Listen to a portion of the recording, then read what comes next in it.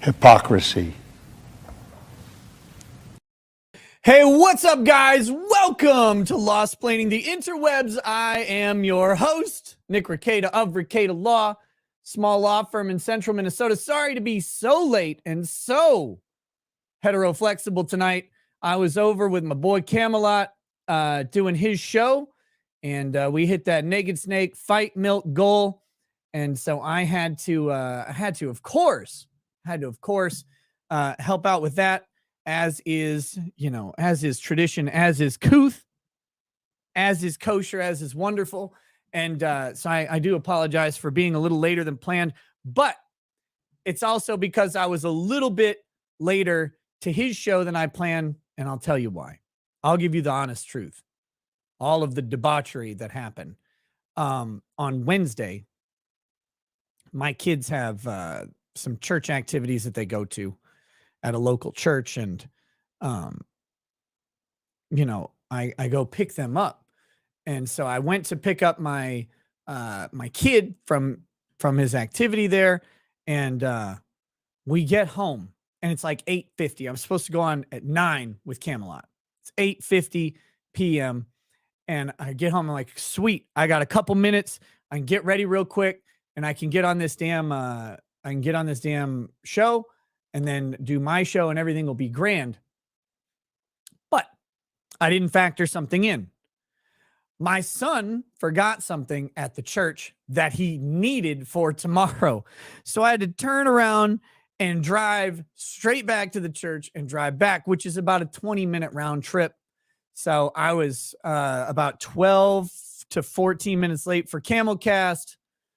All that combined translates out. So it just, the way things worked out. So my apologies for the lateness.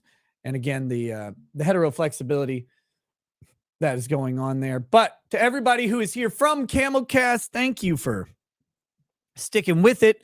I hope you guys enjoy the show tonight. We have got some updates from my lawsuit. That's right. We got updates from the Rekieta lawsuit. I repeat, 2 filings have come in, one from my lawyer, one from Monty's lawyer, as we wait for the judge to wrangle a decision in this case to see if it will be over as it should be, or if it will move on, which would be possible but tragic because it will only serve to extend an otherwise frivolous lawsuit, which should not be present in the first place, much less extended. Despite the fact that people have criticized me for saying things like, just sue me. Just sue me has been an American tradition forever to say, and has no bearing on whether or not someone actually files a lawsuit. There's no one out there who's like, you know what? I'm not going to sue that person. They're like, just sue me. They're like, okay, bro, now I'm in. This lawsuit is retarded from jump. It is retarded no matter what everything said was either true, was protected opinion, or, is a joke. And they're all easily discernible by reasonable persons. And so with that, make of it what you will. But we're going to cover those. Then we're going to spend a little time. Going to take a little time to watch Matt Walsh blog. We're going to read between the lines and see his homo-ness come through as Matt Walsh complains like a bitch about video games and about anime. 2 things I have roundly criticized for having absolute shit storytelling. Matt Walsh comes in to somehow make my sus take even fucking worse by saying they're downright satanic and requires some sort of regulation because Matt Walsh is the fucking 35-year-old boomer con of the entire fucking internet and has to spew his insane opinions all over the pages of the Daily Wire these days. Used to be Blaze, used to be Matt Walsh blog, wherever it is. His opinions have always contained just a hint of sus. The problem with Matt Walsh is he's attractive to people because he says so many things that are obviously agreeable for conservatives that when he comes up with a purely shit take on something, people tend to overlook it as like, well, it's just what is this fucking stray hair doing?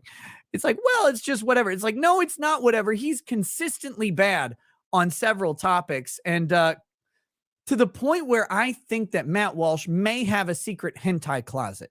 Like, I think that Matt Walsh may have like a shipped Frieza Yaoi plus Xenogears Mecha Hentai DVD that he commissioned personally by Miyazaki before he died or whatever. Like, I think that may have happened, but I'm not sure.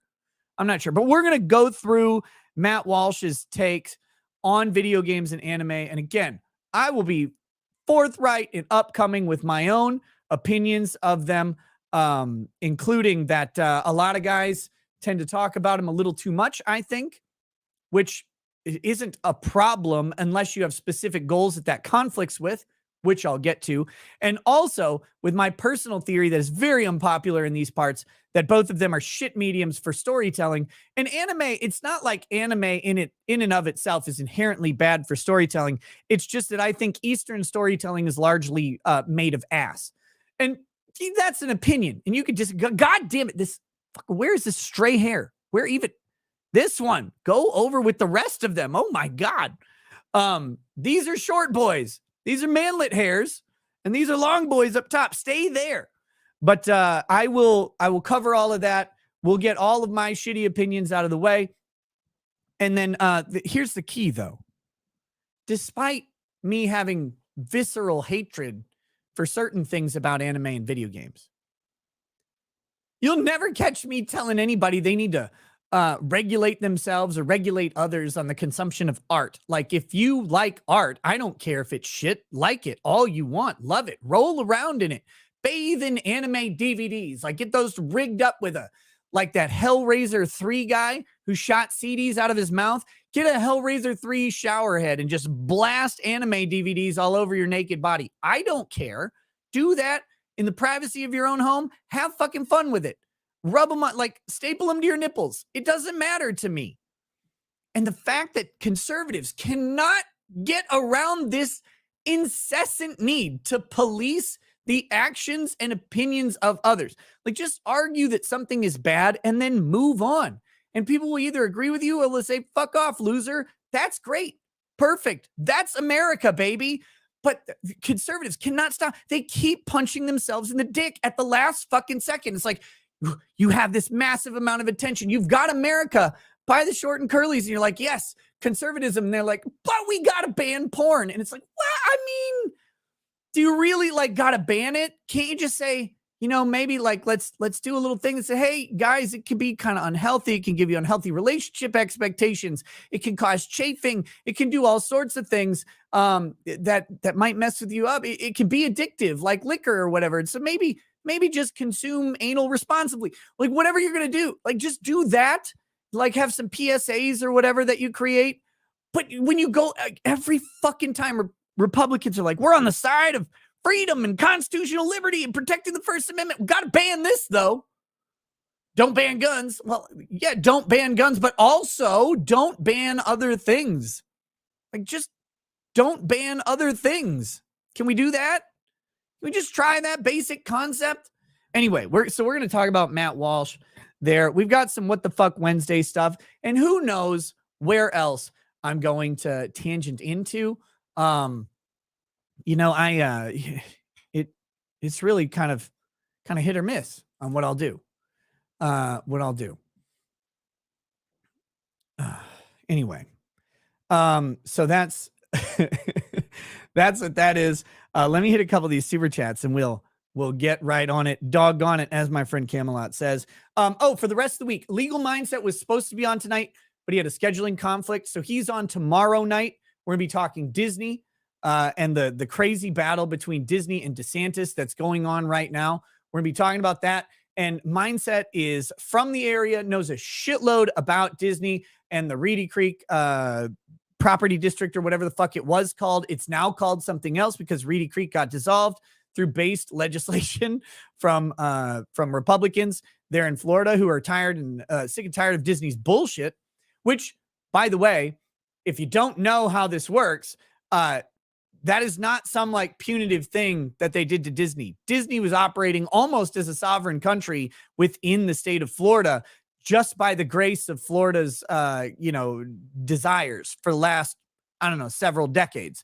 And they created some rules around Disney and how they could operate, which made them able to do shit that no one else can do. Like they got to run Disney properties as if they owned a country, which is crazy to think about how corporate government partnership of a beloved company permeated so deep into the American fabric that when a government said, you know what, actually just giving a certain corporation a bunch of special privileges and protections is kind of fucking weird.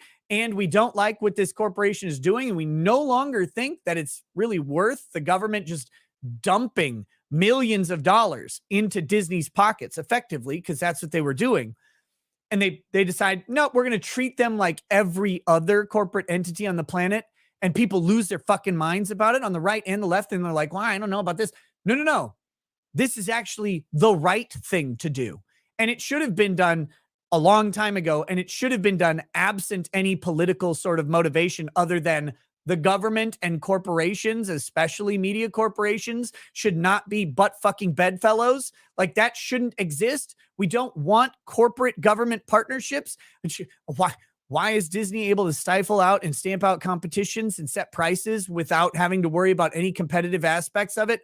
Oh, because the government was literally supporting their actions. The government of Florida and the people of Florida. And were the people of Florida reaping the rewards of that? You can argue yes, and you can certainly argue no. But the second that Disney opened its fucking stupid mouth about Florida policy that ran contrary to the majority opinion in Florida, especially as it came to transgender agendas pushed on kids in public schools, Florida's like, you know what? Nah, we don't really like that shit. That's not for our people. And Disney's like, we're going to revolt about it and use our massive media platform supported by the state of Florida to tell Florida that they suck. It's like, okay, bye.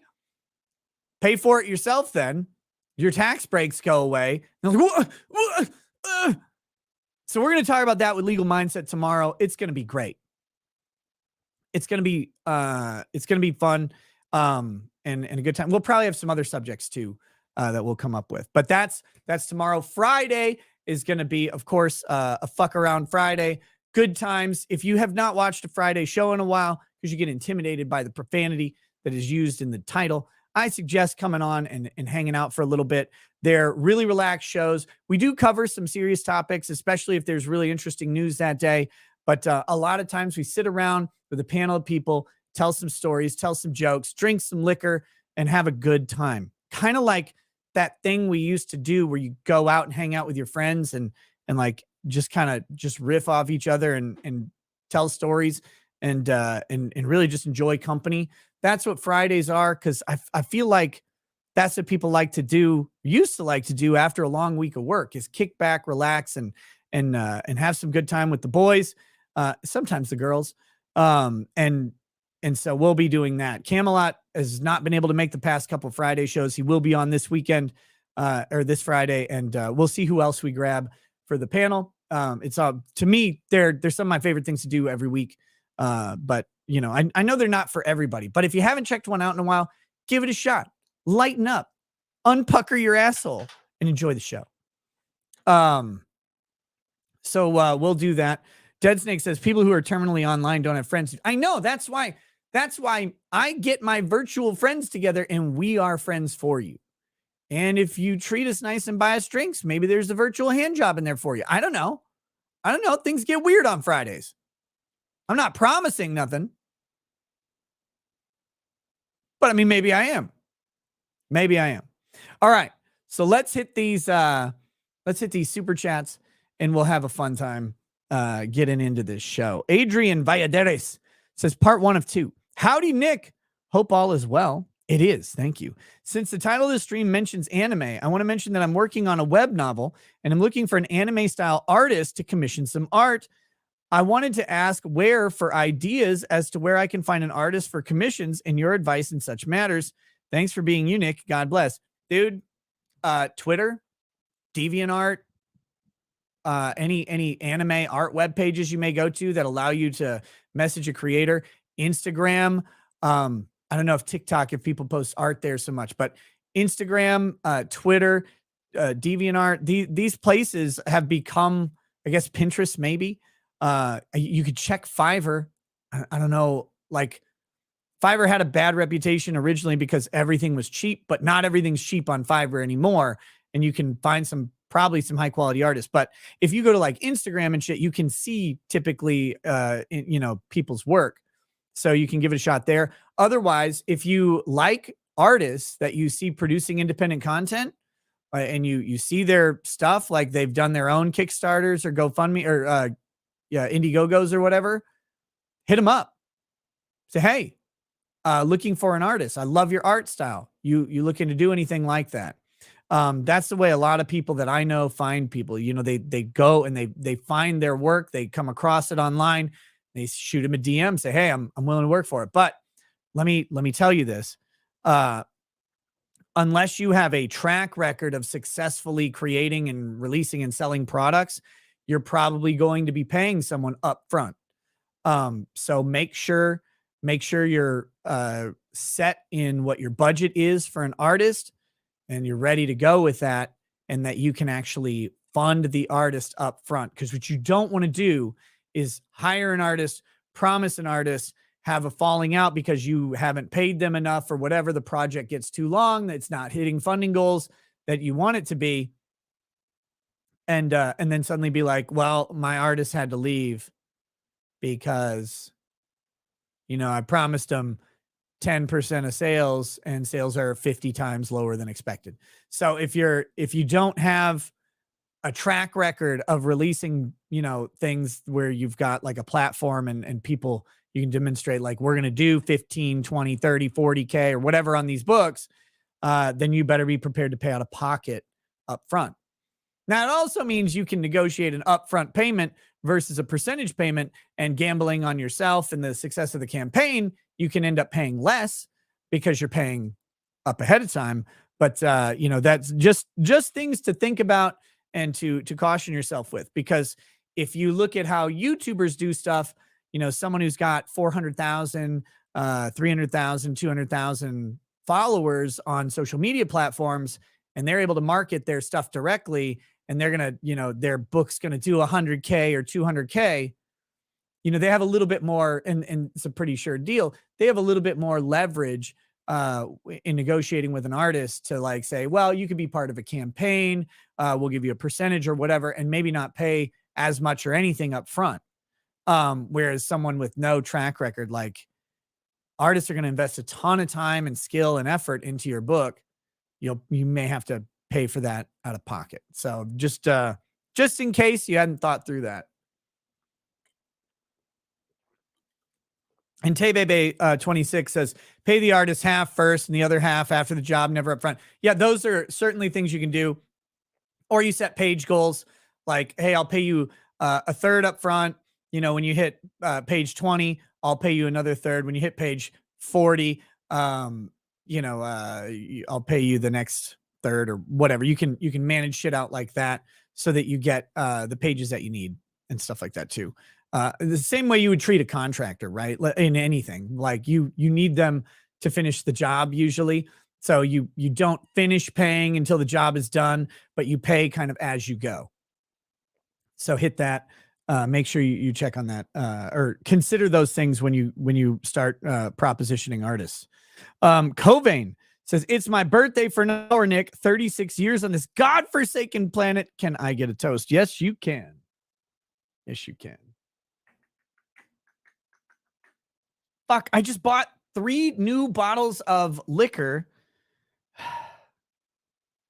and I left them all upstairs. So I guess we're drinking Canadian Club.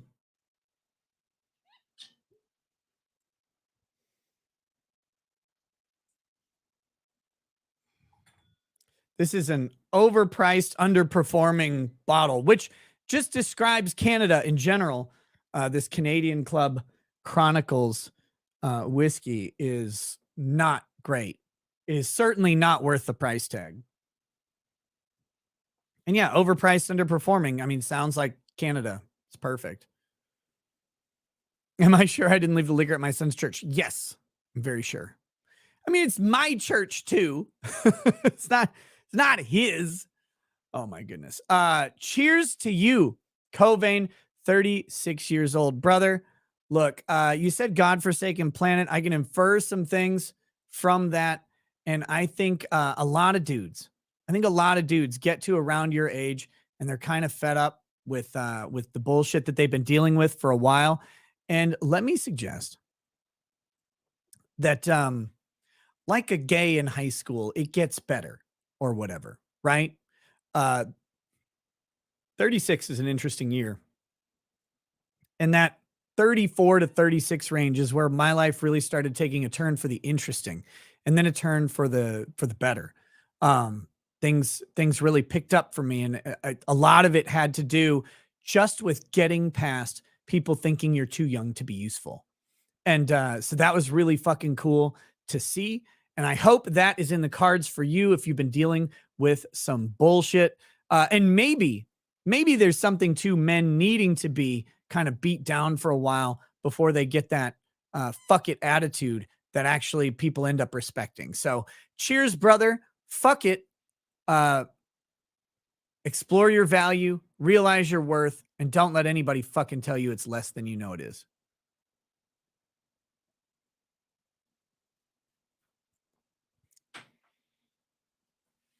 Okay. With that, we've got what's her name? Welcome to Paralegal. Helena says, was great to see you on stream tonight. Good night. Good night, Helena. Very cool to see you. The Bob that God made mad. The Bob that God made mad says, I think we should go the other way. Make a hyper real drone operator video game where at the end of the round you find out who you really hit. I bet you would see real quick cultural change regarding foreign interventions. Oh, that could be cool. The one thing I really like, the thing I really like coming out, or I'm really interested in coming out, is this game called Unrecord.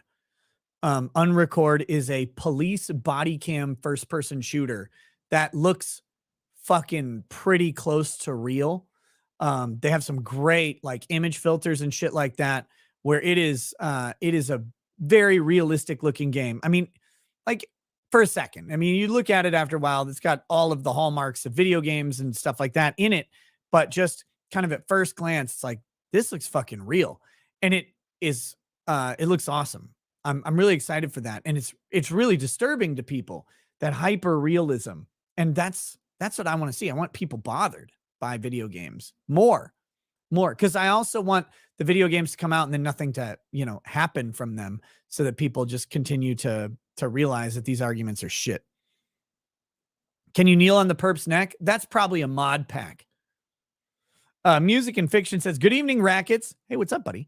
Tonight, I asked for a toast for my niece, Lily. She has been accepted into the U.S. Navy. She has worked very hard for this and performed well in JROTC. I am a proud uncle. A cheers to Lily. Success in her endeavors lead to further and future opportunities. May those opportunities be bold, be bountiful, and be, beyond her expectations. Cheers, buddy. And the best part about being a woman in the Navy is you don't have to be gay. Don Pedro 80, just kidding. Don Perdo 89 says, my first grandchild will be born in July.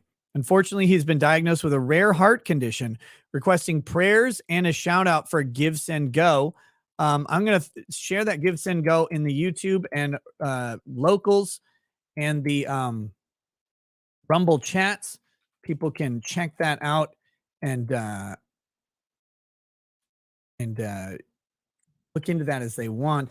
Very, very unfortunate to hear, but hopefully the doctors, and we'll throw a quick prayer up, praying for wisdom for the doctors, courage for the parents, and miraculous healing from beyond for the child, so that they can grow up healthy and they can grow up without struggle and proceed to a wonderful life, enriching the lives and experience of those around them. Megan Fox, why would you be banned from chatting on YouTube? Who the hell would do that? Okay. Scraith, it's my birthday. Happy birthday. Fat shame me because I've got at least 3 digits to lose because 50 years is not much further down the road. Wait, Scraith.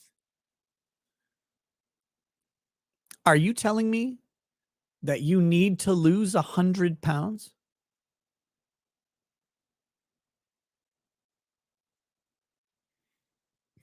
You got a strike for inciting violence about Cynthia Abcug? Well, why did you incite violence against her, bigot? It's fucking ridiculous.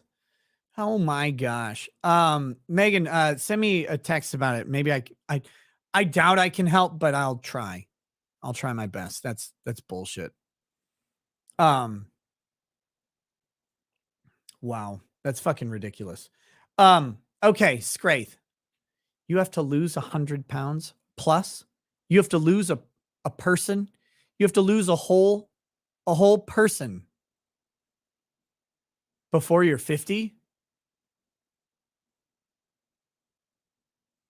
Have you walked in the last decade? Have you stood up out of that chair? Or has your ass just kind of subsumed into the leather cracked recliner covered in sweat, shit, and semen that you can't get up from? Because when you do, you pick up the whole chair with you. I don't know, maybe just cut off a section of that fat, dismolded ass and release the chair from its prison.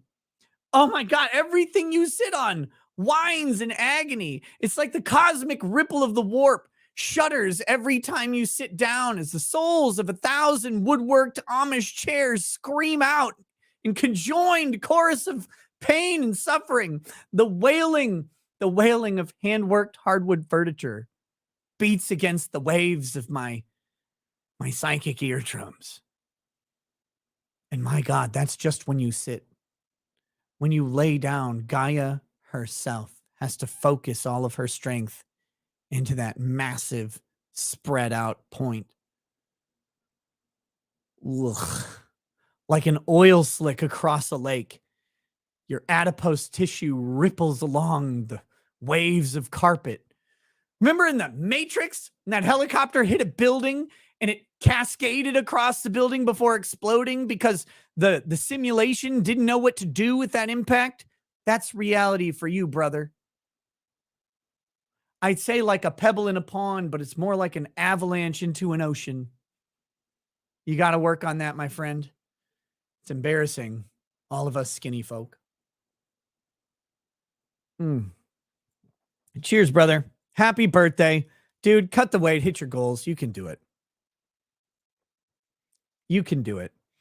Master Lion says, cheers to you and the chat/community here. Cheers back, brother.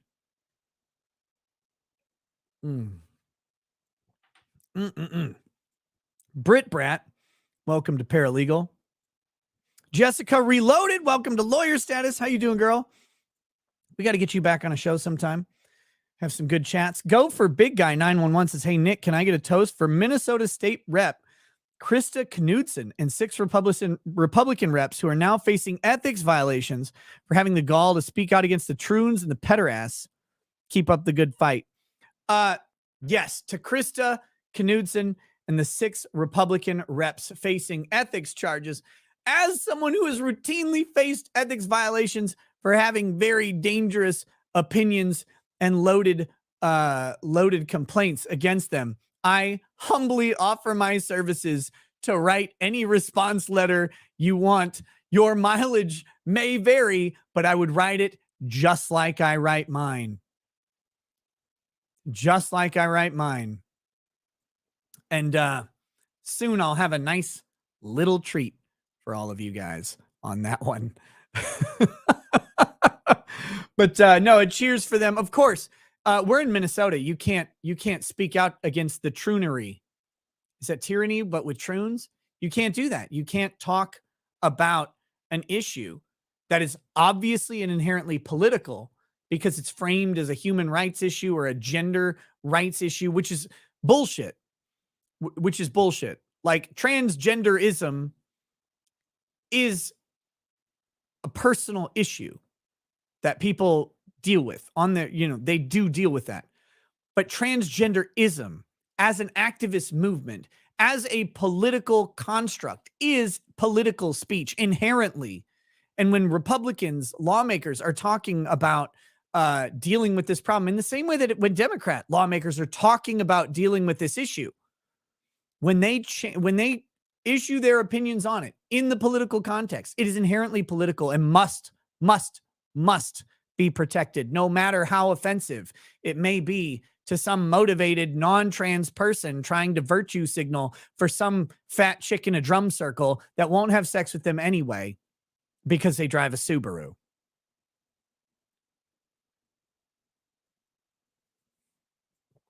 No. Cheers to them. Guys, I was contacted today, and I haven't responded, but I will.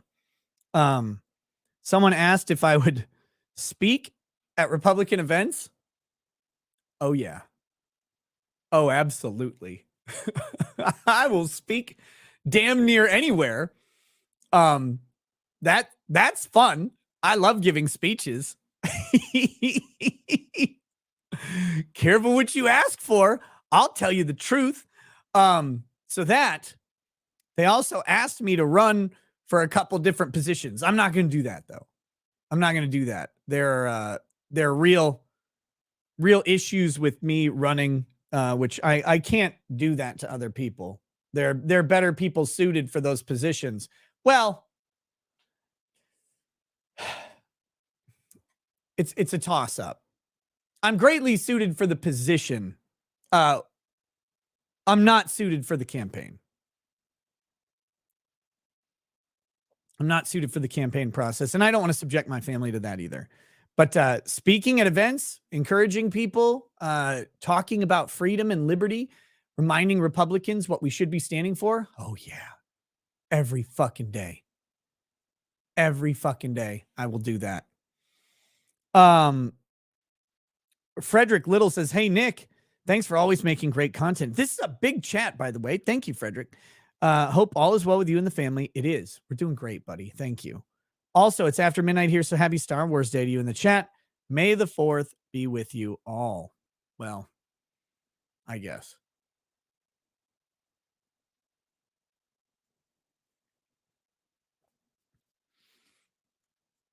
Cheers to you. Wait, Dionysus says, Ricada, you have to change. That's not something Dionysus would say, my friend. That's not something Dionysus would say. Unless he's saying I'm going too slow. All right. Elephant Rackets, can I get a toast to my husband? Today is our 11th wedding anniversary. We've survived many, many miscarriages, deployments, and the crap life throws at you. Of course, Ellie, of course. That one I'm going to go a little heavier. We got the dovetail, barrel dovetail. If Jesse Ventura can run, anyone can. Maybe I'll just speak at every event like this. Have you guys seen what the government is doing? Locking people up in secret black site gulags in Finland and Sweden. Fantastic. Okay. A cheers, Elephant, to your husband. 11 years of marriage is a really long time. Congrats to you guys. May there be 11 more and 11 more and 11 more until you expire, right? Until the end. A cheers to you guys and your success. A cheers to you guys and your triumph over the tribulations of life. May those tribulations be the seasoning that make the meat taste sweet. Cheers. Mm.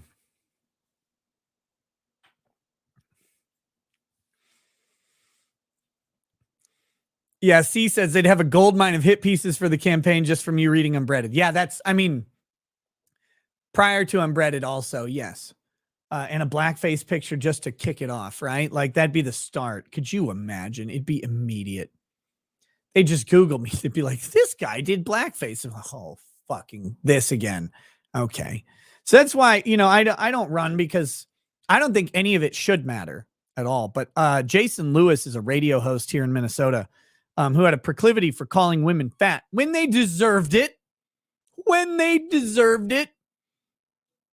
And I was like, and they sent me because I get the campaign things, and they're like, Jason Lewis is a misogynist. And I read his comments, and I was like, these aren't even bangers. Like, these are threes in a land of possible tens. When you can talk about harpooning a whale, and he's sitting here being like, she's a little overweight. I'm like, oh my God, that's it. They didn't even get the real spicy shit going there. And they went hard on that man. It's like, oh my God, can you imagine if they just did a supercut? I would appreciate it.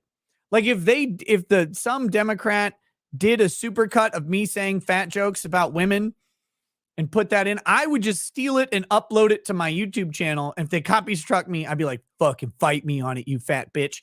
Try it. Try it. If you could get your greasy popcorn fingers to fill out the paperwork, you fucking whale. Like, I would love it if they did that for me so I didn't have to, and I would just post it immediately, but it wouldn't go well for the campaign because a bunch of people pretend to not laugh at jokes the second politics get involved. Oh God. I think Jessica. Sorry, I'm reading Jessica Reloaded's name. I think Jason Lewis would have made a fine representative or senator, whatever he was running for. I don't remember. Eric Kirshner's welcome to paralegal status. Thank you. Kyle Bogue, a toast for a great man, Eugene Hack, passed away peacefully at North Memorial tonight. He was my step grandpa, but I never looked at him as such. And he always treated me like his own grandson. Of course he did. Of course he did. 92 years old. I'll miss him. To a man. Eugene Hack. A man who accepted a circumstance. Didn't ask for it. Accepted a circumstance with grace, dignity, and most importantly, with masculinity. Recognizing that family is thicker than blood. And recognizing that mentorship, fatherhood, and most importantly, grandfatherhood were beyond any biological ties and far too critical to bicker and bitch about. A cheers to him for stepping up, which is what the step and stepfather and step grandfather should mean. Peace to him and his family.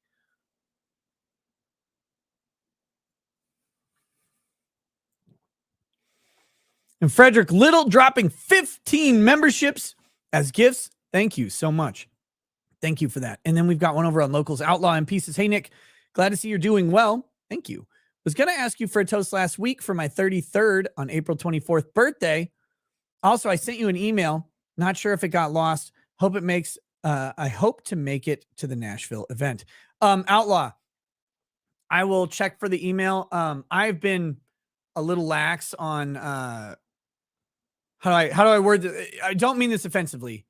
Random social media interactions lately. I've been I talked about this on my Locals yesterday. Leading up to the Philly event, guys, I was on full burnout. Like I was done. I was very, very exhausted. You guys probably noticed, right? But I knew I had the Philly trip on the horizon and like a trip away, especially a trip to interact with people live and do like a live show, and also to spend a couple days, just me and the lady kind of recharging, and getting away from the sprawl of life for just even like 2 days is so like, it's needed for me. It's needed for me because our lives are so busy and so scheduled out and so regimented. And that's not how my brain works. It's not how I work, as anyone who tries to schedule me for anything finds out. So I was very tired and very burned out. I know some people notice. A lot of people are like, hey, are you okay?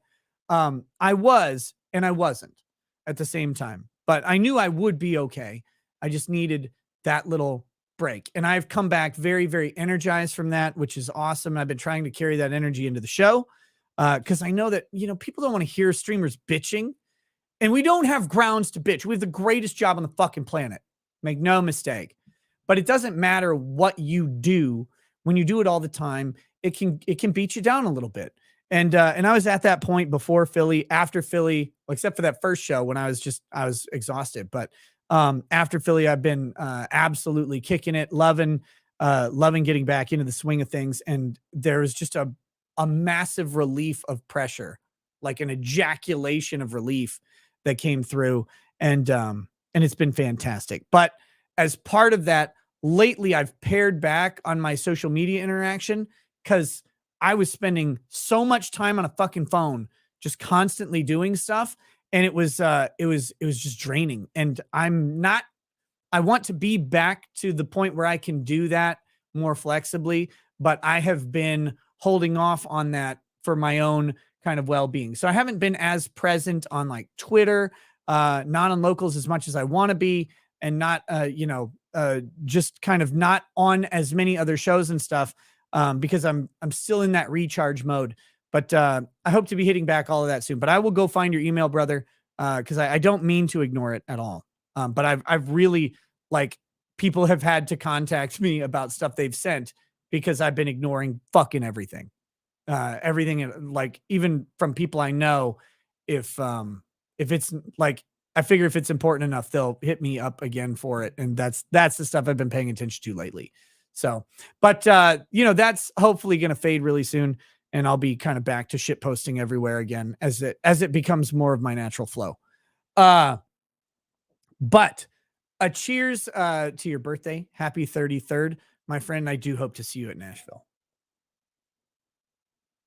And please, again, don't mistake my explanation of where I was before Philly for bitching now. I'm not bitching about it at all. It's just a reality of what was going on in my life. I like to be as open and honest with you guys as I can, about, damn near fucking everything, sometimes to my own detriment. But yeah, it's just a reality of any workplace. And no matter how much you like it, occasionally shit gets to you and you're like, fuck everything. Right? I'm going to go buy hatred on Steam. No, it's just how it goes. Hey, what's up, Nina? How you doing? Megan, I'm serious, Megan, please, in case I don't get back to you tomorrow on my own, please text me tomorrow. I'd love to talk to you about what's going on with your situation, both your YouTube and your other stuff that you're talking about. Legal Layman says John Jay got sick after writing 5. Madison wrote 29 and Hamilton wrote the other 51, being read by yours truly. Go to Legal Layman on Rumble. Also steadily losing weight. Cheers, brother. Awesome, man.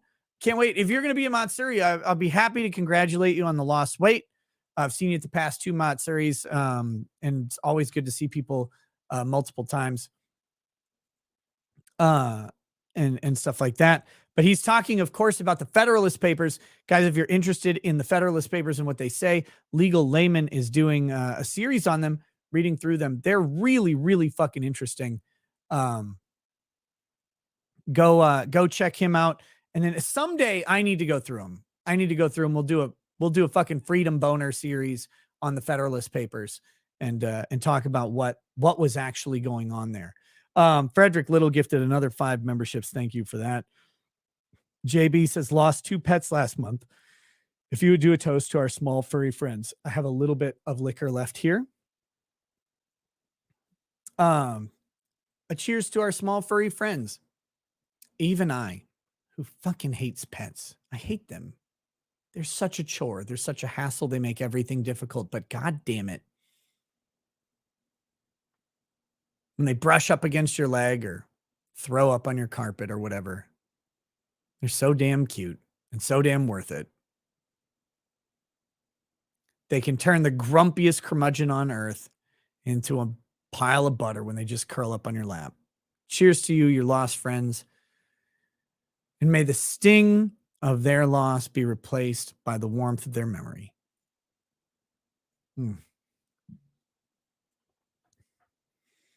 All right. And Frederick Little, cheers to being a member for 30 months. Can't believe it's been almost 3 years. It's awesome, brother. Thank you. Mary Weddington and Bella Stella, welcome to paralegal and lawyer status, respectively. And ladies and gentlemen, I will not be taking my shirt off on this stream, but if you need that in your life, you can just go back to Camelot stream that I did just before this, the most recent Camelcast, and enjoy Camelot and endure me being shirtless for Naked Snake. It's one of my favorite fucking bits. It's so stupid. It's perfection.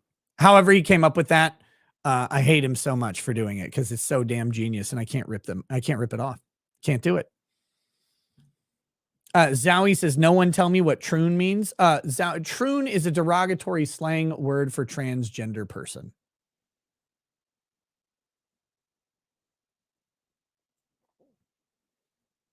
Also, to complete random in my locals chat, fuck you, I love you so much. Okay, let's hit this. Let me get those documents real quick. I should just have them at the ready, but that would require being ready. They're only I was so fucking behind today. Okay, let's get these documents. Correspondence right here on 426. We got this one, and I'll download the other one right now as well. There we go. All right. So these are two new filings.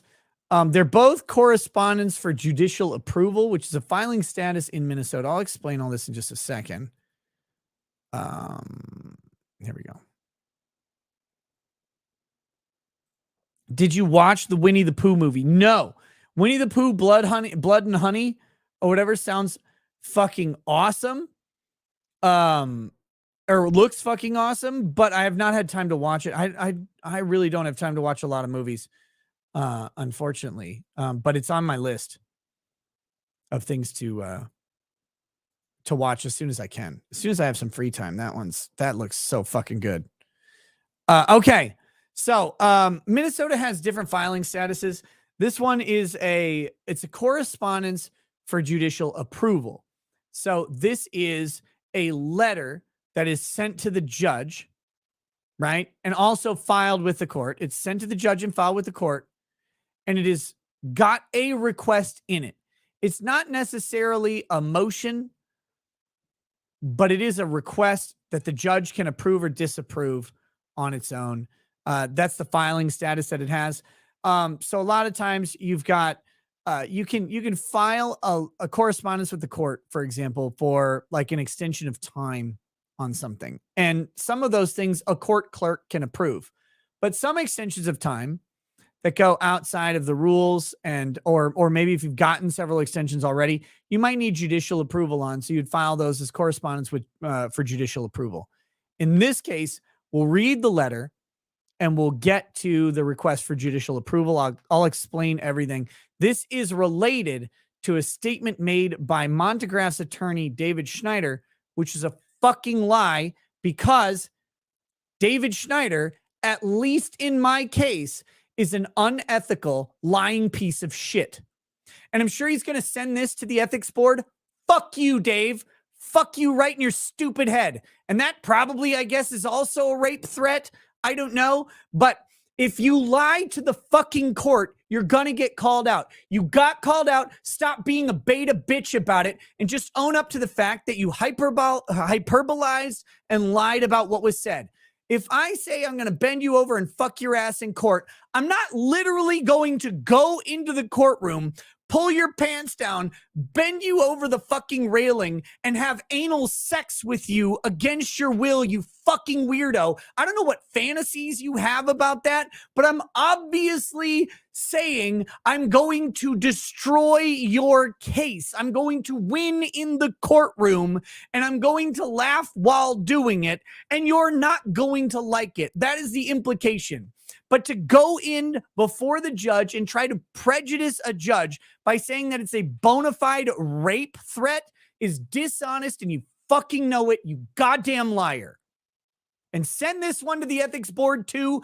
I guess, and our friend at the ethics board who's been reviewing all of this shit and is probably primed to dismiss your fucking bullshit complaint can review me saying this, I'll say it 100,000 times. The First Amendment is the First Amendment. I never gave it up because I have a law license, and fuck anyone, including the ethics board, if they want to take it away when I have not violated a single fucking rule, and you have lied every single fucking time, including saying that I was a pro se litigant when your dumb motherfucking ass wouldn't just answer a goddamn phone or an email for me to tell you I'm represented now.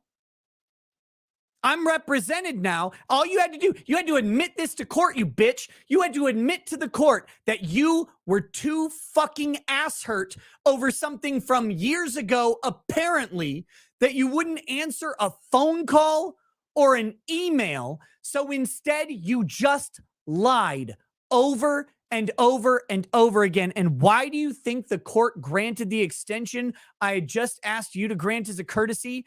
Because it was the most basic, obvious request that anyone asks for, and you tried to be a cunt about it. And then you bitched when you got called out, crying to the fucking ethics board. Ugh. But guess what? Guess what? When you send this one to the ethics board, hi, Mr. B, you know me very well by now. I'm sure you're tired of getting complaints about it. But let me just go on record and say that David Schneider, again, is being a fucking cunt. And as a non-attorney, as a represented party who is broadcasting through his First Amendment rights, David Schneider, with even a cursory reading of the First Amendment, knows that I can say that he's being a fucking cunt, and all he can do is not like it.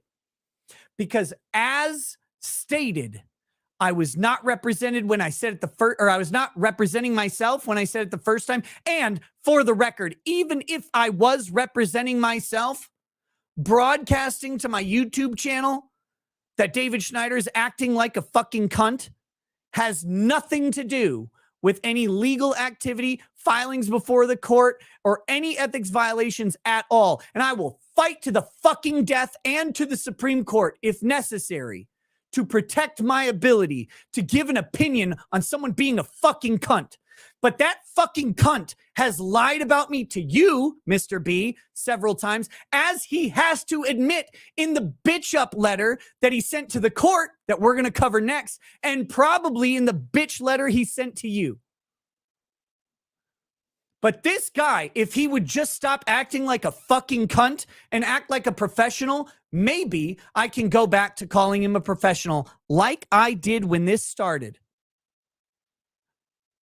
The only reason I've ever called David Schneider, and actually, let me just say, I've never specifically, until today, I think, said he was a fucking cunt. I said he was acting like a cunt. But the only reason I ever said it is because he was.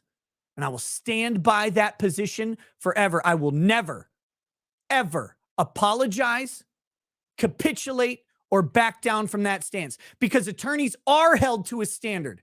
They are held to a standard of candor before the court, of rules, of congeniality to opposing counsel. And when I was opposing counsel to David Schneider, he broke all three of those rules. And he continues to break candor to the court, and he continues to break candor to the ethics board, as we'll cover in his response letter, in which he lies to the court again, in an obvious way, and probably lies to the ethics board. I'm sure I'll find out when I get an email about it. But I will never back down from my First Amendment goddamn fucking right to say things in the most profane way possible, because you cannot censor a fucking opinion. And that is a bedrock principle of the First Amendment. And fuck anybody right in their goddamn gay ass if they want to oppose that.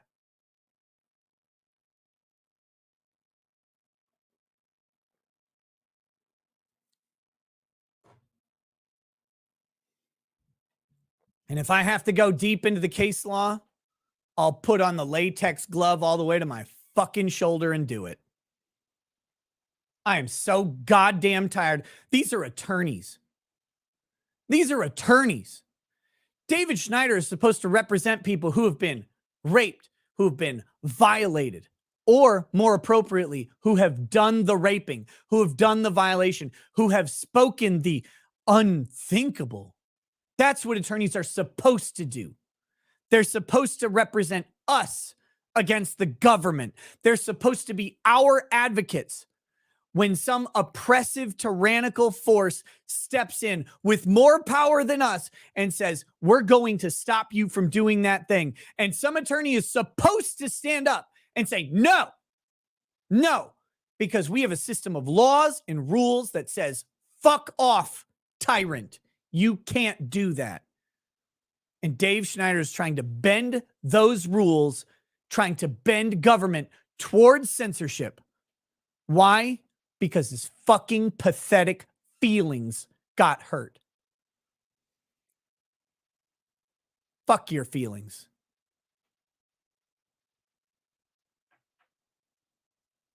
If I have to stand up for every attorney's First Amendment right, then I guess that's what I have to fucking do.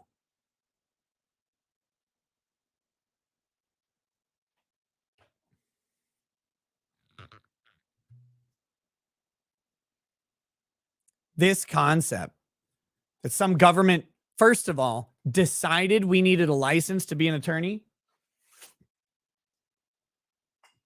which I would argue is unconstitutional, by the way, just so we're clear. But a government decided we have a license to be an attorney and then gets to regulate our First Amendment because of their decision to impose a licensing requirement? No, man. Not cool with it. Never fucking will be.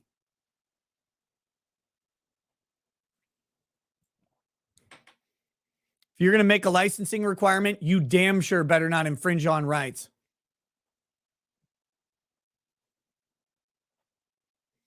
All right. Let's get to this letter. My bad. I got some feelings I need to get off my chest. Dear Judge Fisher, as the court is aware, I have the privilege. Come on. Oh, Mark. Great story, Mark.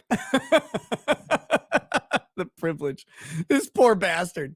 I have the privilege of representing defendants Nicholas Rekieta and Rekieta Law, LLC in the above referenced matter.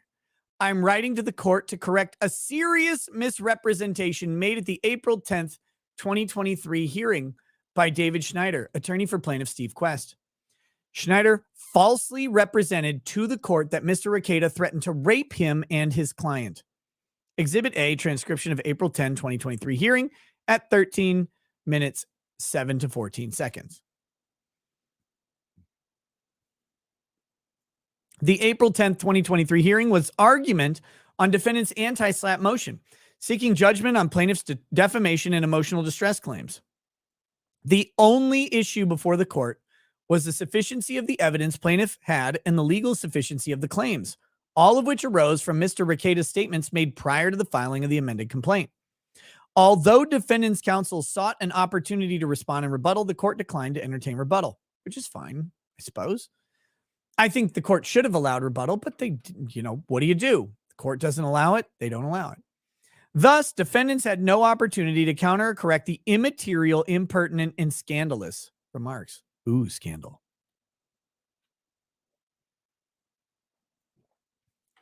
Defendants wrote to Schneider on April 14th, requesting he substantiate his allegation.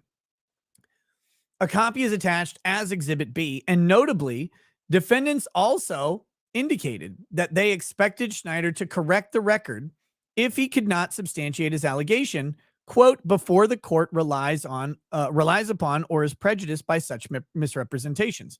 So Randazza wrote a letter to Schneider saying, hey, you said something that wasn't true.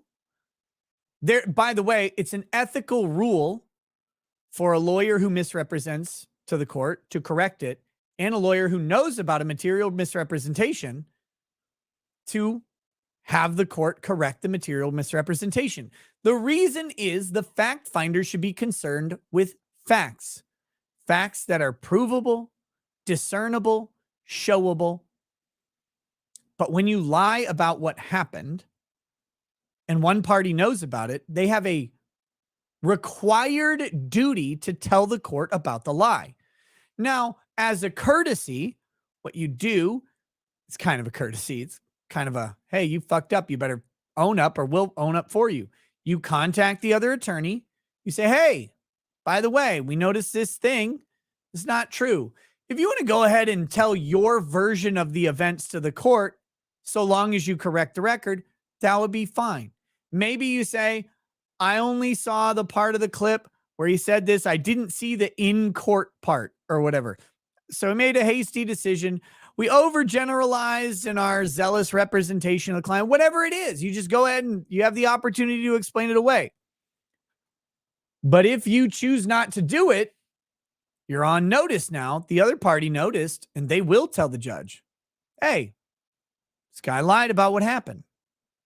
If they don't want to correct it, kind of looks more like a lie than an accident. So they sent the letter. Hey, you want to go ahead and fix this? You know, you can go ahead and do that. It wasn't correct. You can go ahead and tell the judge, hey, overstated this, whatever. It wasn't actually a rape threat, but it was heated dialogue. You know, they get to frame it. David Schneider chose not to do that. So now we've got this letter. On April 17th, Schneider transmitted a video of a portion of Mr. Rekeda's April 1st, 2023 broadcast in which he claimed the claimed rape threat occurred. Copy is attached as Exhibit C. There was no such threat. Obviously, there's not a threat. First of all, threats have to be pretty fucking specific. And there can be no ambiguity at all. And by the way, there is no ambiguity in what I said. It was obviously meant to mean in court, considering I fucking said in court. It's clearly relating to the case and what will happen in the case. On April 19th, we again wrote to Schneider laying out our concerns and requesting that he correct the record. Copy is attached as Exhibit D. Rather than taking corrective action, Schneider lackadaisically responded, quote, relax, counselor. And then I've got to say this in pussy-ass bitch voice. I already provided the court with a copy of your client's vulgar and rude video. I also sent it to the lawyers board. It speaks for itself. Can you imagine being like this? Can you imagine being this much of a fucking pussy? I sent a copy to the lawyers board. Nobody sees a dean. Like, what are you? What even are you? Oh. A copy is filed herewith as Exhibit E. The video was over 10 minutes long and no transcript was submitted. Thus, while the video may, quote, speak for itself, Mr. Schneider should speak for himself when doing so, do so truthfully. There is nothing that any reasonable person would characterize as a threat of rape. This was thoroughly explained in our April 19th, 2023 letter. See Exhibit D. Schneider's response was not in disagreement. Instead of abiding his ethical duties, he is letting his misrepresentation potentially prejudice the court as it considers the pending anti-slap motion. The court has the inherent authority to take any and all necessary action. Minnesota Supreme Court in Hughes versus Hughes utilized this inherent authority against a litigant before it. Noting, quote, so this is a 1939 case, noting, quote, the aspersions upon the trial court contained in appellant's brief and made in his oral arguments are wholly unwarranted and are scandalous in their nature. See also in re Clerk of Courts complaint for Lyon County versus Lyon County Commissioners, announcing that inherent judicial power comprehends all authority necessary to preserve and improve the fundamental judicial function of deciding cases. Now, this is critical because Schneider's going to be like, he's going to say something completely untrue about this being properly before the ethics board rather than being before this court. But the problem for Schneider is that he lied to the court.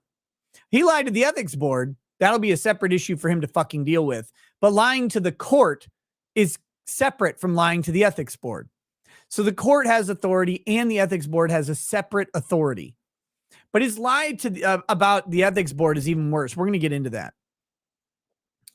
Probably on Rumble. So, and is available to courts on all levels to be used consistent with respective jurisdictions and functions. And that's, quoting Patton versus Newmar Corporation, quote, contrasted or what? No, sorry. The CF fucking messes with me. It's comparing to Patton versus Newmar Corporation, discussing how courts are vested with considerable inherent judicial authority. The inherent authority of the courts was recently reaffirmed in Anderson versus Anderson. This is an unpublished opinion on Lexis. It's only published on LexisNexis, not in one of the registries in 2018.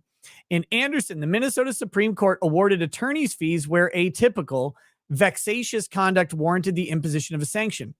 That Schneider's misconduct is vexatious may be informed by the Minnesota Rules of Professional Conduct, Rule 3.3A1, which states that a lawyer shall not knowingly make a false statement of fact or law to a tribunal or fail to correct a false statement of material fact or law previously made to a tribunal by the lawyer. Schneider knew it was false and failed to take real corrective action upon being put on notice. Rule 4.4a requires that, quote, in representing a client, a lawyer shall not use means that have no substantial purpose other than to embarrass, delay, or burden a third person. Schneider actually tried to use Rule 4.4a against me, which is also a lie. Schneider's misrepresentation had no substantial purpose other than to embarrass and burden Mr. Rekieta. This is true because the burden is my lawyer has to work to correct the record that Schneider fucking lied about. That's a burden. And he's trying to embarrass me before the court by saying I made a rape threat, which, by the way, let's just be fucking clear, an actual threat of rape would be illegal. It would be a criminal act to threaten to actually rape someone. So not only is Schneider lying to the court, he's falsely accusing me of a criminal act before the court, where, if believed, the court could theoretically, although they won't, recommend criminal charges to the district attorney. And oh, wouldn't that be fun to deal with? You felony threatened to rape Schneider. Rape Schneider? He's not even my type, bruh. Too fat.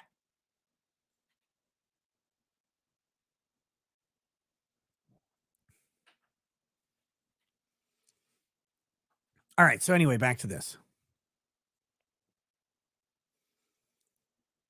Schneider knew it was false and failed to take real corrective action upon being put on notice. Rule 4.4a requires that in representing a client, a lawyer shall not use means that have no substantial person. Oh, wait, I read that one. Rule 8.4d states that if it is professional misconduct for a lawyer to ... engage in conduct that is prejudicial to the administration of justice. And make no mistake, Schneider's entire purpose is to be prejudicial here. He's trying to prejudice the court. This is a bad man who threatens bad things and does bad things relating to speech. Therefore, you should not grant his motion for summary judgment based on speech.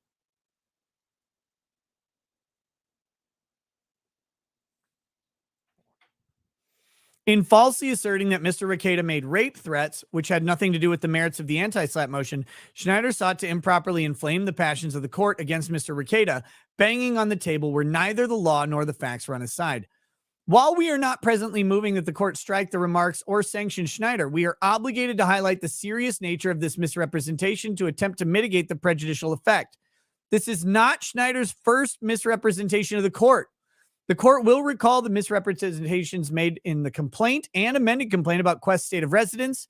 In response, Schneider responded not by admitting error or providing actual evidence to corroborate Schneider's claims that Quest was an Illinois resident, but rather attempted to downplay what is either his knowing misrepresentation or lack of due diligence and feigning surprise that the resident of a plaintiff could possibly be an issue in a case involving multi-state parties, which is just stupid, by the way. See supplemental affidavit of David W. Schneider, filed February 22nd, 2023. No further misrepresentations should be countenanced. We thank Your Honor for her continued attention to this matter. Should the court require any supplemental information and or briefing, we would be happy to provide such. Signed by Randazza. There we go.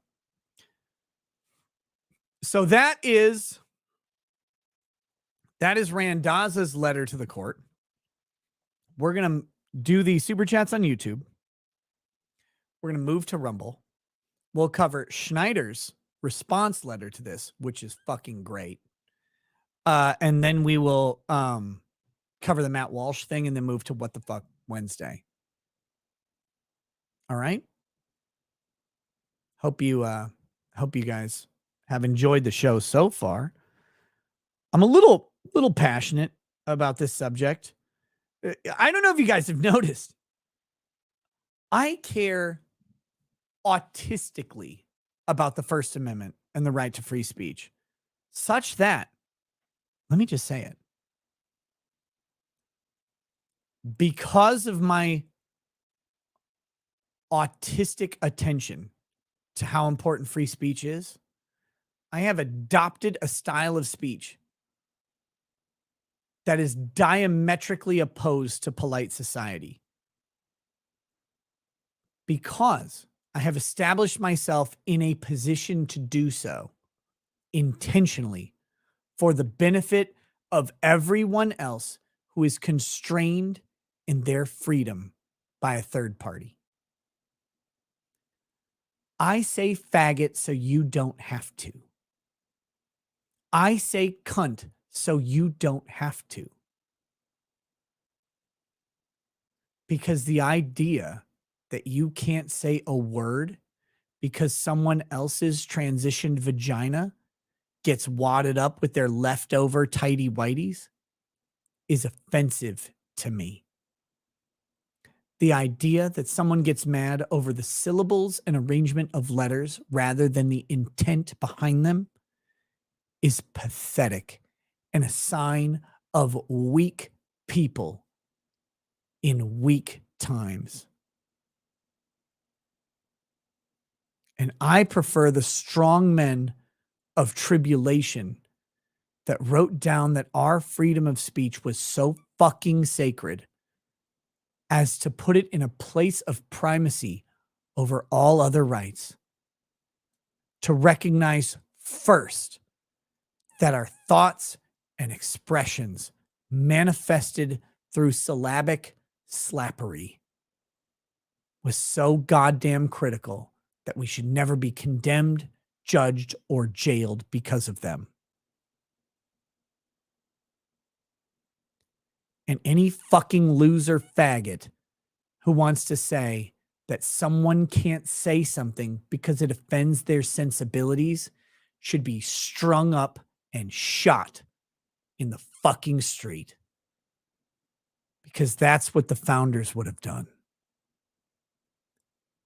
And actually did. And I'm sure that will be construed as a murder threat.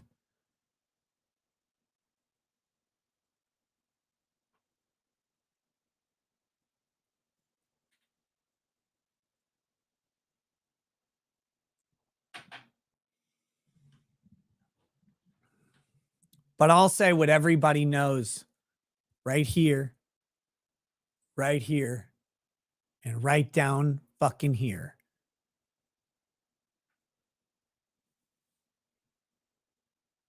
Just so that you guys don't have to.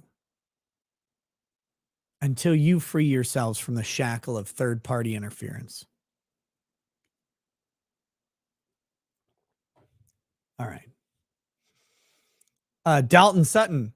Rackets wanted to see if you could shout out that my band, Low Liminal, just released our cover to Halloween by the Misfits today. Check out the lyric video at lowliminal.com. We have originals too. Guys, go check out lowliminal.com. If you like their music, consider supporting the band. Check it out. All right, here we go. Next, Eric Allen says, lol, F you, Dave. Best ever. Glad I caught this. So fucking tired. I cannot imagine being such a bitch that I would complain to anyone, like some authority, about what someone said.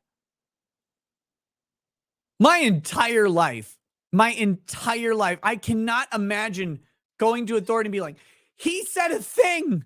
He said it. So what? So what? I remember being ratted on in the 3rd grade in my typing class because I wrote fuck it instead of bucket. That's right. 3rd grade typing class. And I showed my friend Calvin I thought was my homie. Calvin, I still remember that wedge you had cut in your head. He's a black kid. He had cool hair. He had a wedge in the shape of a C, like a Muslim crescent. I don't know if it was like a Muslim crescent. It didn't have a star. And I showed him. He ratted me out to the fucking teacher. I had to call my dad at work from the office at school. Dad, what? Why are you calling me from school? I wrote fuck on the computer. Can you imagine? Can you imagine? This is my homie. He ratted me out. This is why black people can't be. I'm just a joke. That's a joke. You can't trust your friend Calvin. Who can you trust? Who can you trust? I can't imagine turning someone in for what they said. I got grounded from rated R movies for a week. It lasted a day, but I got grounded for a week. The next day I had to be babysat. My dad's like, you want to go rent I Come in Peace? I Come in Peace. Dolph Lundgren movie.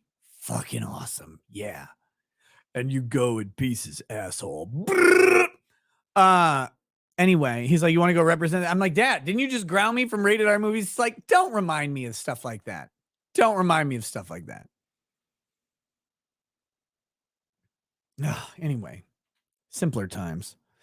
Jorby, wait, Magnum Norris says, I live in Kenosha and I shoot pistols in Illinois. God bless the judge in Southern Illinois. True. He also says, preach on, brother. Preach on. He's referencing a video I dropped the other day where a judge in Illinois put a temporary injunction on the assault weapons ban. I dropped the video. I was driving in my Mustang, which I try and drive somewhere every day. It is a beautiful escape. And I try and drive somewhere, and just whether I'm driving slow or fast, it doesn't matter. It's just peace. Driving in a low down car and just going with it, right? Just cruising. But I recorded a video the other day from my Mustang while driving. If you go watch it, it's posted on YouTube. It's also posted on Rumble now. It's also posted on Rumble. So if you're on Rumble, my videos that get posted on Rumble get no love from the algorithm or distribution or whatever. But if you happen to see it, click on it.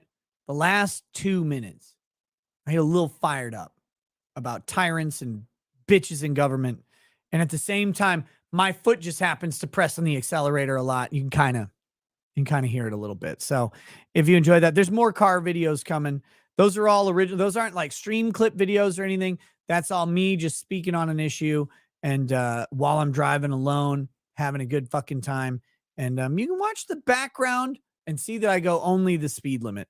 But go check that out. Yeah, he's referring to an Illinois judge who put a temporary injunction on the assault weapons ban in Illinois. So check that out if you want. Jorby Jimson says, ironic that Matt Walsh hates Vidya/anime. He's Catholic and the Vatican actually praises both. The big example is Pokemon, which they praise as full of inventive imagination and based on ties of intense friendship. Is he Catholic? I don't know. He just seems like gay to me. I can't imagine Matt Walsh not having a bunch of leather vests in his, and like little leather driving caps. You know what I mean? And probably a cock cage in his closet. That's what I'm saying. Sam C says, hey, big guy. Hey, what's up? Here's some pay piggy simp money from me for your legal bills. I could also use a fat shaming as I'm at a plateau. I need to lose 60 pounds within 8 months. Gotta stop the weekly fast food. Dude, okay, I got you. Homie, this is my specialty because I 100% get you. My nyucka. Sam C. Fast food is a prison. Fast food is a poison. Pushed by local governments to keep you from being able to lift the jug of tar that they all deserve. You need to get trim. You need to get fit. 60 pounds in 8 months is what? 8 pounds a month? Not even. You need to stop your daily. Did you say daily? No, weekly fast food. Yes. You need to stop your weekly fast food. As a man who fucking loved an Arby's sandwich, half-pound roast beef, baby, because the Big Montana got discontinued. Half-pound roast beef, along with some of those, they called them potato cakes, but they're those tri-corner potatoes that you get in high school, except they were fried instead of baked, so they tasted way better. Oh, like a fucking polar bear when those things are around. But as a man who loved to eat those and ate them, every 2-3 days, it took no time. Stop eating the fast food. Stop it. It is shit. It is cardboard. It is garbage. Your body has been conditioned to like it, but you actually don't. And I tell you the truth, brother, like Paul or Jesus would say in the Bible when they're actually speaking truth. I tell you the truth. If you stop eating that bullshit for 2, 3, 4 weeks, I don't know what it is, you'll never want it again. It's a toxic combination of chemicals, fat, and calories. The meat is subpar. The bread is just sugar. And it tricks your body into craving it even when you don't like it. Weather the storm, my friend, because that cancer in your hand is more poisonous than arsenic in your throat. And if you can't understand that and can't break that barrier, then you are a fucking fat who deserves everything you get. Eat anything else but that.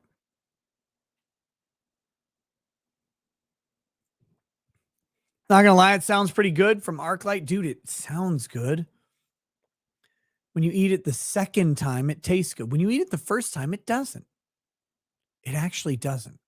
You eat it the first time, you're like, it's not that good. But then you're busy, you're tired. I got to get one of those things. I guess I could eat that. It's meat. It's mostly meat. It's fine. You eat it and you're like, oh, hey, because your body responds to all the addictive shit in it, which is mostly sugar. Sugar is the most addictive and destructive chemical on the fucking planet. Change my mind. And if you can't change my mind, you don't get the fucking car, bitch. It is awful. It is a destructor of life. I cannot state it enough. You can eat chicken nuggets every day and love them. You stop eating chicken nuggets for a month and try them again. They taste like cardboard mixed with semen. It's disgusting.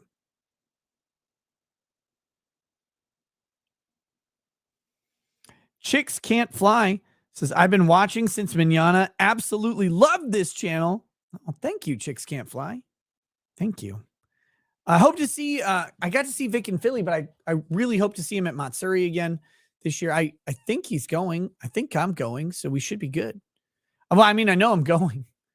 I think I'm a guest. Going either way. But yeah, can't wait to see him there. Hope to hang out with you guys. I'm gonna do panels and all sorts of shit, assuming everything is as expected. And we'll see that. Chicks Can't Fly. Wait, Mr. David Nemo says, can I get a toast? I'm engaged to a beautiful lady. Been listening to you since the Shane episode. Mr. David Nemo. Cheers, brother.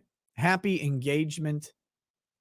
May your marriage be fruitful, be surprising, be fulfilling, and be rewarding. Cheers to you both. Enjoy each other, grow with each other, learn from each other, and enjoy and grow again. Because I'll tell you the truth, you will both change multiple times, depending on how long your relationship lasts. And the fruit and joy of marriage is in finding each other again and again. Nothing beats it. And realizing that you still love, you still like, you still enjoy that person that's next to you. Cheers. Mm.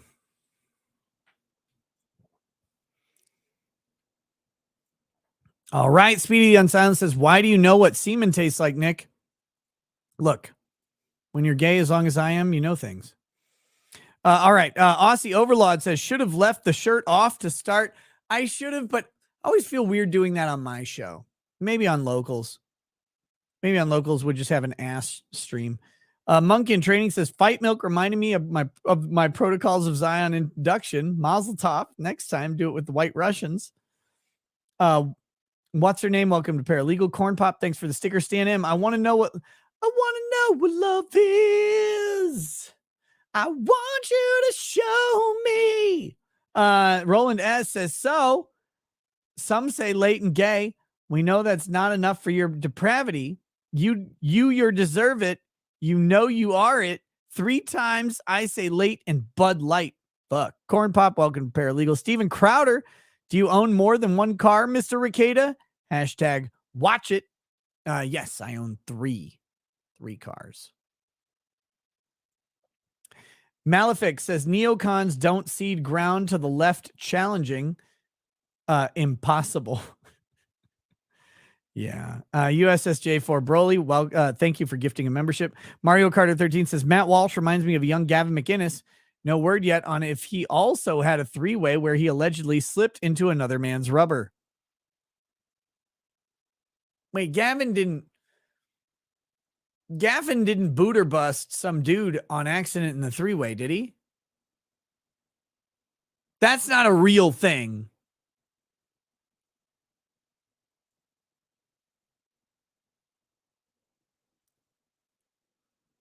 Is it? C says Walsh advocated for a CCP-based state law on banning social media for minors and cut to a sponsor of ExpressVPN. Just shows how stupid his take is. Weird, man. Haas Knuckles. Hey, Rackets, could I get a toast for my uncle? He was killed on Saturday night in a hit and run by a drunk driver. Fuck.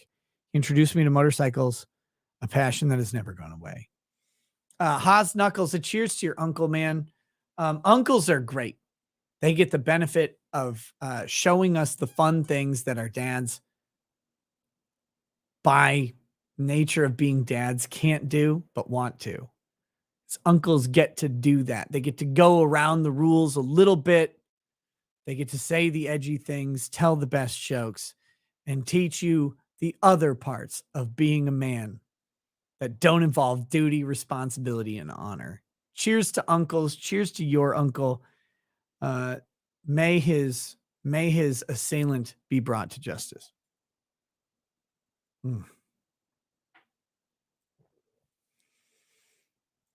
Bad Dragonite says, oh, wait. Since the title says anime and video games, I'm going to shill my channel if that's okay. Of course.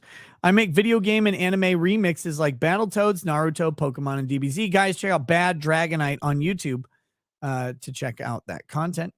Bear Lamb says Canadian Club is made in Gimli, Manitoba. Seagram's. Gross. It's not good. It's not good. And like I said, it's certainly not worth the price of that bottle.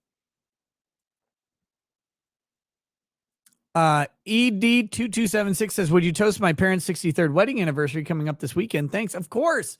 Happy 63 years to your parents. People who have yo-yoed. And if you're married for a long time, you know what I mean. Yo-yoed over and over again. That means they have drifted and sprung back like the most virile rubber bands to find each other anew, to find each other the same. A cheers to them. May they have 63 more, 1,000 more, however many, until the end, until the expiration of both. An enduring love, an enduring commitment that we should all aspire to. Cheers.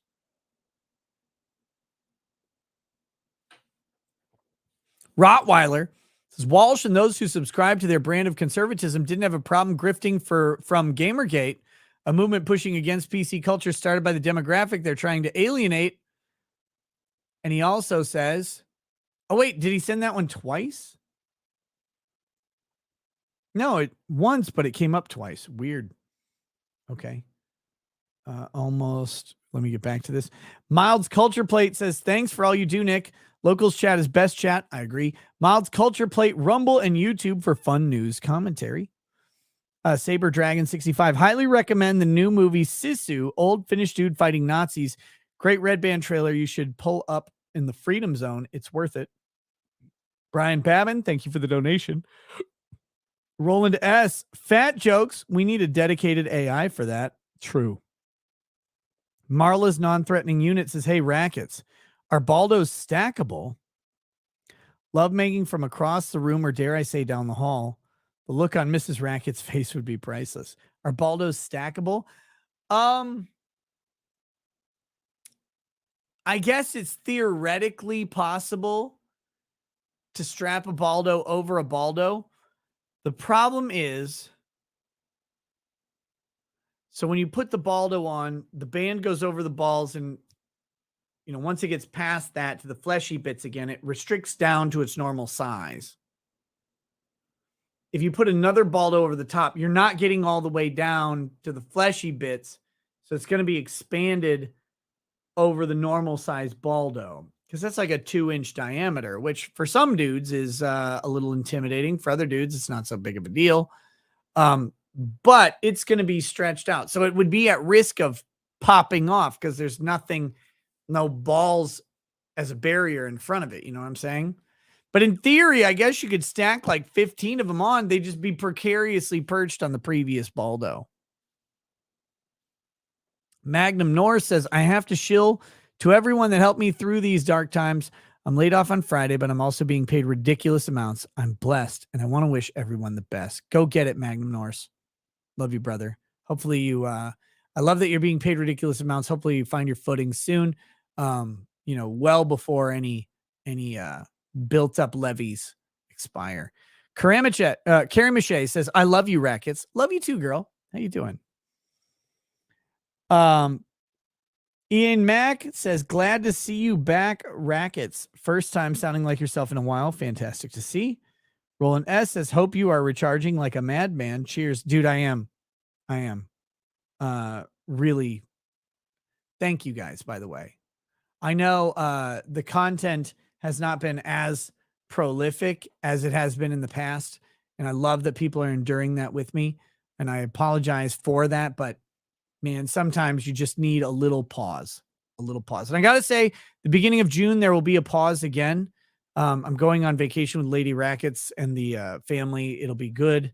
But there's going to be a little bit of pause for the first week of June. But there will be content during that week. I'm bringing stuff with me, but it won't be at the normal times and stuff like that. I'll make announcements as we go. Steve-O has written an article on that. It says, happy May the 4th to the Law Pope. Thank you. 66 Anto, Nick, some good UFC fights this weekend, and you've hinted you're a fan. Any thoughts?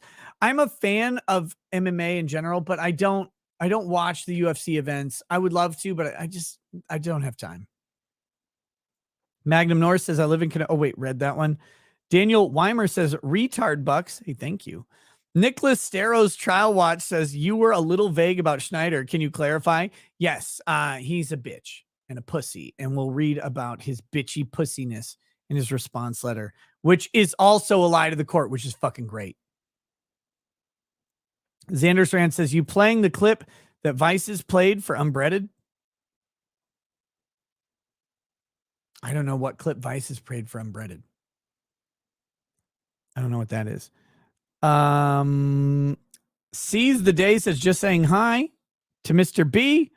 World is watching. Avocado Cookie, live by your free speech and free the R-tard Hydro. Hydro can be free at any moment. He just has to actually contact me and talk to me. That's what he needs to do, because I'm worried about him. I love that dude. I'm fucking worried about him. So that the ball's in his court on that. Mario Carter 13 says, don't lie. Your wife drove. You just made vroom noises. Yes, that's true. Aisha Frazier, fast food is blood poison for the unworthy man. I don't know. Kind of want to hear a combination of unbreaded and fat shaming for the lulz. Fast food is blood poison. prison for the unworthy man. No, it's true. It's true. Rottweiler, read that one. Jeff D, can we get a tier list of whiskeys you like? It's something I've needed to do for a long time. I will try and put one together. I'll probably put it on locals, and when I do, I'll announce it. Okay. So people don't like sign up ahead of time, but that's something that I've needed to do for a while. It belongs. It's a perfect type of content for locals. All right, guys, we're moving over to Rumble exclusivity. Look, on your way out of YouTube, please click that like button. And also, I don't ask for this enough because I hate asking for anything, but if you drop a comment on YouTube, it really helps. Like, it's weird and gay, but it does help every streamer, not just me, helps everybody. That engagement, those comments, even if you just say host is gay or whatever, that helps. Drop a thumbs up, drop a comment, say hi. It's massively appreciated. Also on Rumble, by the way, to those Rumble, put those thumbs up your butthole or mine, however you imagine it. Click that thumbs up. It helps. All of this stuff helps. Engagement in any way, as stupid as it sounds and seems, truly helps channels. So much appreciated. We got a 20-second little stinger. We'll be over on Rumble, and I'll see you there. Love you all. If you don't go over to Rumble because of some issue you have with it, I get it, but give it a shot. Give it a shot. All right, guys. I'll catch you there. Have a good night. Peace. Peace. For the thousands in attendance and the millions watching around the world, ladies and gentlemen,